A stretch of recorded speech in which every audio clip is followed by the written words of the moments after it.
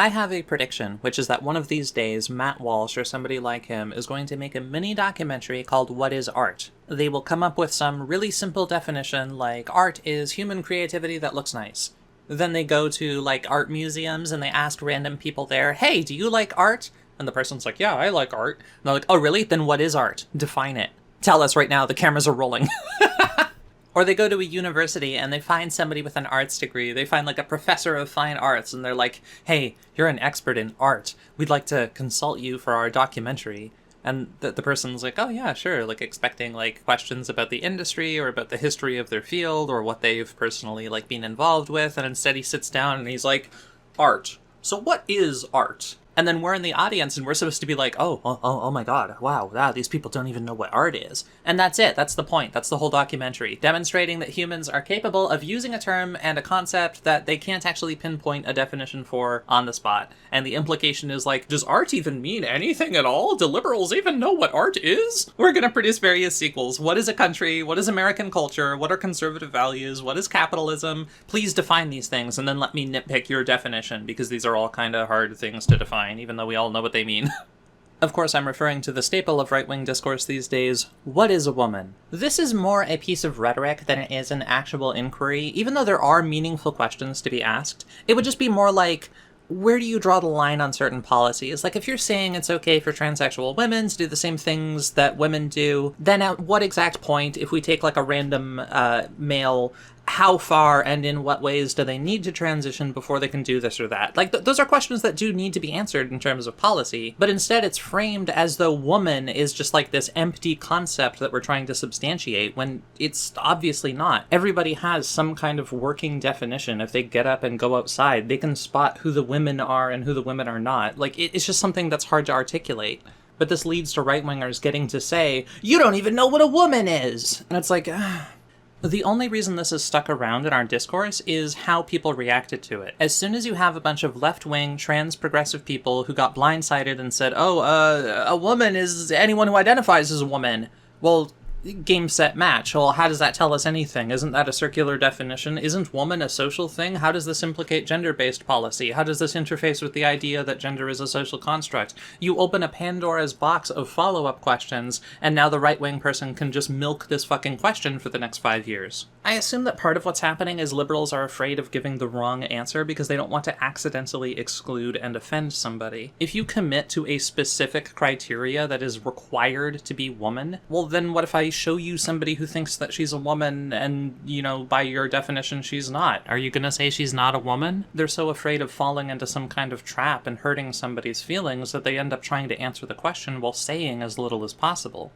I guess there is also just a difference in attitude, and I think this applies to other topics, not just the woman question, where more progressive people seem to be more comfortable with having categories that are kind of loose and have fuzzy edges, whereas more right-leaning people seem to have an attitude that it's better for categories to be like really hard-line, discrete, and like certain about like who is and who isn't. Whereas the more progressive person is comfortable just saying like, yeah, well, I mean, it's hard to tell sometimes. What are you gonna do, right? Like, there's always some gray area. We don't need to resolve every single little exception, whatever. As long as this category works most of the time, it's good enough for me.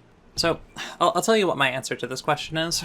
If you ask me what any given word means, the way that I take that question is, what do real people mean when they say this word? What do they intend? What do they actually have in mind? When a lot of people today say woman, what they mean is essentially just adult human females. That is a valid way of breaking it down. We could take any given object and say, okay, is this thing a human? Is it an adult? Is it a female? If it meets all three requirements, then it's a woman. If it's missing any of those three things, it's not a woman. Actually, if we were to encounter a human-level intelligent, like, space alien, we would probably drop the human requirement. Like, a female Vulcan would probably be considered a woman, but whatever. For our purposes now, it probably just means a human-level mind or human-level intelligence or consciousness, and so far the only human-level consciousness that we have access to is human, so we can just say human, whatever.